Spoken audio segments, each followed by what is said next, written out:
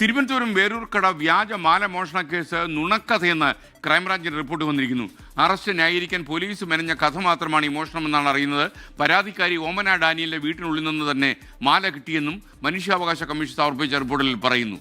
അപ്പോൾ നേരത്തെ ഈ ബിന്ദു എന്ന് പറയുന്ന പാവം ലേഡി എടുത്തു എന്ന രീതിയിലായിരുന്നു പോലീസ് കേസ് ചാർജ് ചെയ്തിരുന്നത്.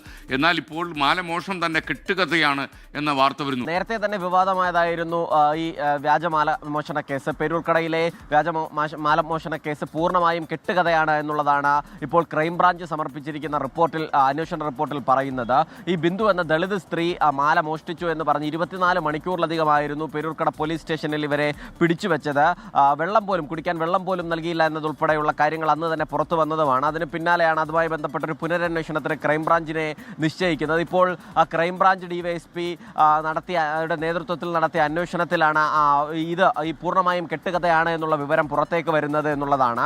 അതിൽ തന്നെ അതിനുശേഷം ഈ വിവാദമായതിനു ശേഷം ഇവർ മാല മോഷ്ടിച്ചിട്ടില്ല, പകരം ചവറുകൂനയിൽ കിടന്ന് കിട്ടി എന്നതുൾപ്പെടെയുള്ള കാര്യങ്ങൾ ആയിരുന്നു അന്ന് പോലീസ് വിശദീകരിച്ചത്. പക്ഷേ അതുപോലും കെട്ടുകഥയാണ് എന്നുള്ളതാണ് ഇപ്പോൾ പറയുന്നത്. അതായത് ആദ്യം പോലീസ് ഇവർ മോഷ്ടിച്ചു എന്ന് പറഞ്ഞ ഇതുമായി ബന്ധപ്പെട്ടുള്ള കാര്യങ്ങളുമായി മുന്നോട്ട് പോവുകയും ഇവരെ അറസ്റ്റ് ചെയ്യുകയും ചെയ്തു. അതിന് പിന്നാലെ തന്നെ പോലീസ് സ്റ്റേഷനിൽ വെച്ച് ക്രൂര പീഡനം ഉണ്ടായി.